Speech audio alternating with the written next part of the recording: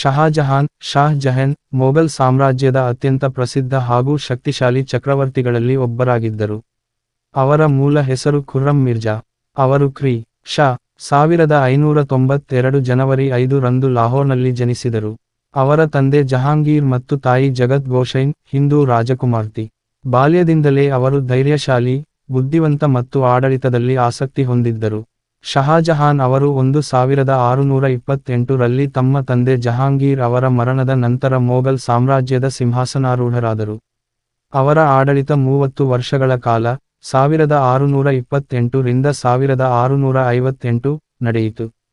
ಈ ಕಾಲವನ್ನು ಮೊಘಲ್ ಸಾಮ್ರಾಜ್ಯದ ಸುವರ್ಣಯುಗ ಎಂದು ಕರೆಯಲಾಗುತ್ತದೆ. ಅವರ ಕಾಲದಲ್ಲಿ ಕಲೆ, ವಾಸ್ತುಶಿಲ್ಪ, ಸಾಹಿತ್ಯ ಹಾಗೂ ಆಡಳಿತದಲ್ಲಿ ದೊಡ್ಡ ಮಟ್ಟದ ಪ್ರಗತಿ ಕಂಡುಬಂದಿತು. ಶಹಾಜಹಾನ್ ಅವರ ಅತ್ಯಂತ ಪ್ರಸಿದ್ಧ ಕೃತಿಯೆಂದರೆ ತಾಜ್ ಮಹಲ್. ಇದು ಅವರ ಪ್ರಿಯ ಪತ್ನಿ ಮುಮ್ತಾಜ್ ಮಹಲ್ ಅವರ ಸ್ಮರಣಾರ್ಥವಾಗಿ ನಿರ್ಮಿಸಲಾಯಿತು. ತಾಜ್ ಮಹಲ್ ನಿರ್ಮಾಣ ಕ್ರಿ. ಶ. 1631 ರಲ್ಲಿ ಪ್ರಾರಂಭವಾಗಿ 1653 ರಲ್ಲಿ ಪೂರ್ಣಗೊಂಡಿತು. ಈ ಸ್ಮಾರಕವನ್ನು ವಿಶ್ವದ 7 ಅದ್ಭುತಗಳಲ್ಲಿ ಒಂದಾಗಿ ಪರಿಗಣಿಸಲಾಗಿದೆ. ತಾಜ್ ಮಹಲ್ನ ಶ್ವೇತ ಮಾರ್ಬಲ್ ಕಟ್ಟಡ, ಸುಂದರ ಗೋಪುರಗಳು ಮತ್ತು ಉದ್ಯಾನವನಗಳು ಅವರ ವಾಸ್ತುಶಿಲ್ಪದ ಸೌಂದರ್ಯದ ಉದಾಹರಣೆಯಾಗಿದೆ. ಶಹಾಜಹಾನ್ ಅವರು ನಿರ್ಮಿಸಿದ ಇತರ ಪ್ರಸಿದ್ಧ ಕಟ್ಟಡಗಳಲ್ಲಿ ದಿಲ್ಲಿಯ ಲಾಲ್ ಕಿಲ್ಲಾ, ರೆಡ್ ಫೋರ್ಟ್, ಜಾಮಾ ಮಸೀದಿ, ಶಹಜಹಾನಾಬಾದ್ ನಗರ, ಇಂದಿನ ದೆಹಲಿ ಸೇರಿವೆ. ಇವರ ಕಾಲದಲ್ಲಿ ಮೊಘಲ್ ವಾಸ್ತುಶಿಲ್ಪವು ಪರ್ಷಿಯನ್ ಮತ್ತು ಭಾರತೀಯ ಶೈಲಿಗಳ ಸಂಯೋಜನೆಯ ಅತ್ಯುತ್ತಮ ರೂಪವನ್ನು ಪಡೆದಿತು. ಆಡಳಿತದ ದೃಷ್ಟಿಯಿಂದ, ಶಹಾಜಹಾನ್ ಉತ್ತಮ ನ್ಯಾಯವ್ಯವಸ್ಥೆ ಮತ್ತು ತೆರಿಗೆ ವ್ಯವಸ್ಥೆಯನ್ನು ರೂಪಿಸಿದರು. ಅವರು ರೈತರ ಹಿತಕ್ಕಾಗಿ ಕ್ರಮಗಳನ್ನು ಕೈಗೊಂಡರು ಮತ್ತು ಸಾಮ್ರಾಜ್ಯದ ವ್ಯಾಪಾರವನ್ನು ವಿಸ್ತರಿಸಿದರು.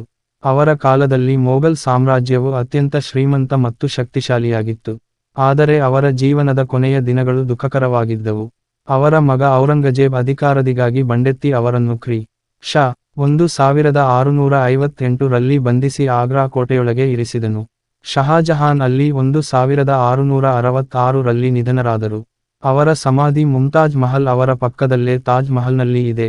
ಶಹಾಜಹಾನ್ ಅವರ ಆಡಳಿತವನ್ನು ಕಲಾ, ವಾಸ್ತುಶಿಲ್ಪ ಮತ್ತು ಶಾಂತಿಯ ಯುಗವೆಂದು ಇತಿಹಾಸಕಾರರು ವರ್ಣಿಸುತ್ತಾರೆ.